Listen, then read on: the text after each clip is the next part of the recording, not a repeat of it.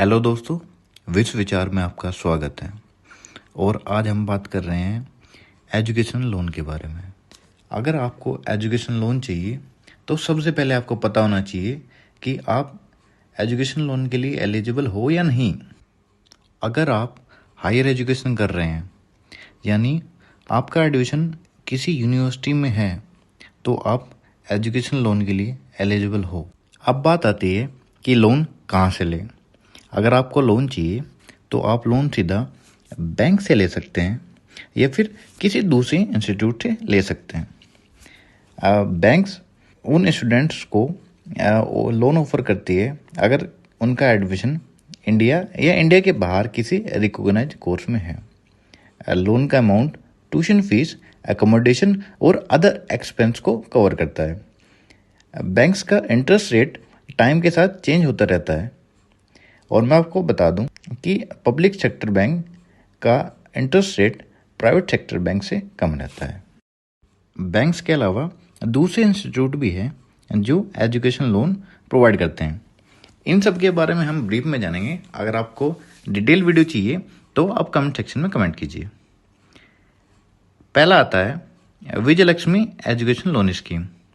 ये एक government scheme है। ये 2015 में गवर्नमेंट द्वारा लॉन्च की गई थी। इससे मैक्सिमम 7.5 लाख तक का बिना किसी कोलेटरल सिक्योरिटी और थर्ड पार्टी गारंटी के स्टूडेंट को लोन मिल सकता है। विजयलक्ष्मी पोर्टल ये एजुकेशन लोन प्रोवाइड करने में हेल्प करता है, जिससे स्टूडेंट्स के ऊपर से बर्डन हट जाता है। अगला है HDFC क्रेडिला एजुकेशन लोन।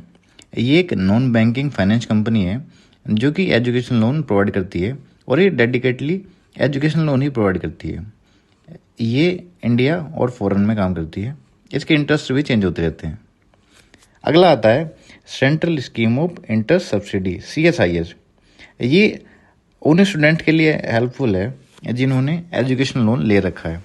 इस स्कीम से गवर्नमेंट इकोनॉमिक वीकर सेक्शन को सब्सिडी प्रोवाइड करती है जिनकी parental income 4.5 lakh per annum से कम है।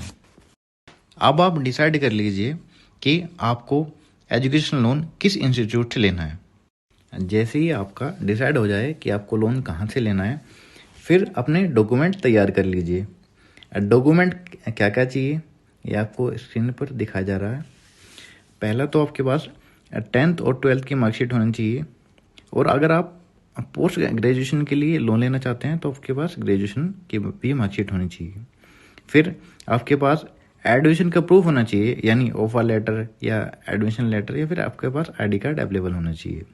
फिर अगर आपका गैप हो गया है तो आपके पास गैप सर्टिफिकेट भी होना चाहिए। फिर आपके पास पासपोर्ट साइज फोटोग्राफ भी होनी चाहिए। और आपके पेरेंट्स की एसेट या लायबिलिटी की स्टेटमेंट भी चाहिए। अगर जो लोन ले रहा है वो सैलरीड पर्सन है तो उसके पास लेटेस्ट सैलरी स्लिप और फॉर्म 16 भी चाहिए। और अगर अदर सैलरीड पर्सन है तो बिजनेस एड्रेस प्रूफ और लेटेस्ट IT रिटर्न चाहिए। बैंक अकाउंट स्टेटमेंट चाहिए पिछले 6 मंथ्स का। फिर परमानेंट अकाउंट नंबर चाहिए, यानी पैन कार्ड चाहिए स्टूडेंट, पेरेंट या को बोरोवर। फिर आधार कार्ड और पासपोर्ट चाहिए अगर आप अब्रॉड में स्टडी करने जा रहे हैं। जैसे ही आपके डॉक्यूमेंट तैयार हो जाएं तो फिर आप लोन अप्लाई करने के लिए तैयार हैं। फिर आप उस इंस्टीट्यूट की वेबसाइट पर जाकर ऑनलाइन रजिस्टर करके लोन अप्लाई कर सकते हैं, या फिर अगर आपको ऑफलाइन लोन चाहिए तो आप उनकी ब्रांच में विजिट कर सकते हैं। जैसे ही आपका लोन अप्लाई हो जाएगा तो फिर इंस्टीट्यूट उसे अप्रूव करेगा। जैसे ही वो कुछ टाइम रहता है 10-15 दिन, अप्रूव हो जाएगा तो वो आपके पास कॉल आएगा। फिर आपको वो साइनिंग के लिए बुलाएंगे। वहाँ पर आप उनकी टर्म एंड कंडीशन पर साइन कर लोन क्रेडिट करा सकते हैं अपने बैंक अकाउंट में। जैसे ही बैंक अकाउंट में आपके पैसे आ जाएं तो फिर उसकी रीपेमेंट स्टार्ट होती है।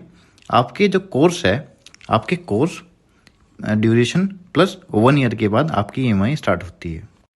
तो दोस्तों, आज आपने जाना कि एजुकेशन लोन कैसे लें, आप उसके लिए एलिजिबल हो या नहीं, लोन कहाँ से लें, क्या क्या डॉक्यूमेंट चाहिए, अप्लाई कैसे करें और लोन आने के बाद उसकी रीपेमेंट कब करनी होती है।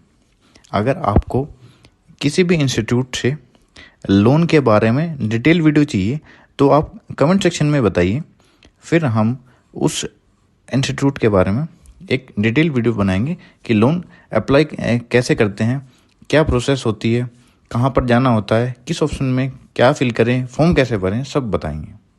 ठीक है दोस्तों, आज के लिए इतना ही, मिलते हैं अगली वीडियो में। Thank you.